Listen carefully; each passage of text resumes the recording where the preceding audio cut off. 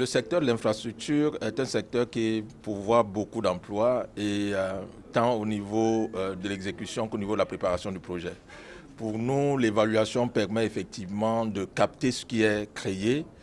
et surtout à la fin d'évaluer ce qui peut être mieux fait pour pouvoir optimiser ce volet emploi. Dans le cadre d'un projet d'infrastructure, il y a toujours à peu près 3 dimensions d'emploi. Il y a la dimension emploi direct, l'emploi qu'on crée directement au moment de la réalisation de l'infrastructure, et l'emploi indirect lié, lui, aux fournitures de services, et les emplois induits qui sont liés à la consommation par rapport aux revenus qu'on a pu avoir dans le cadre de l'exécution du projet. Alors, dans les emplois indirects et les emplois directs du projet, il y a une initiative dans le cadre effectivement de ce qu'on appelle un peu les approches du travail décent, qui constitue à pouvoir en même temps donner l'opportunité de travail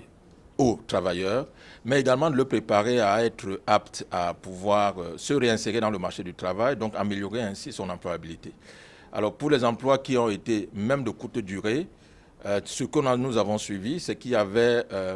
et il y a toujours un projet d'accompagnement à l'amélioration de l'employabilité qui permet aux ces jeunes-là de pouvoir sortir de projets avec des capacités renforcées pour pouvoir attaquer le marché du travail sur d'autres aspects. Notre initiative, à travers cette évaluation sur le projet de l'AGEROUTE, permet au gouvernement qui a mis l'emploi des jeunes au premier rang de ses préoccupations,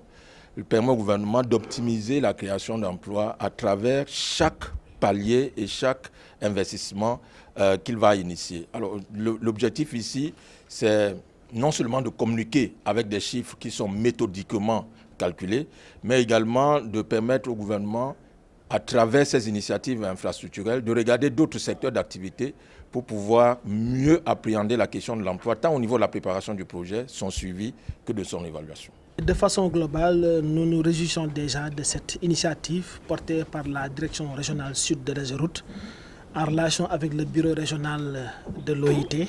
Organisation internationale du travail. Et effectivement, c'est une initiative qui permet à l'État d'avoir des données exactes donc, concernant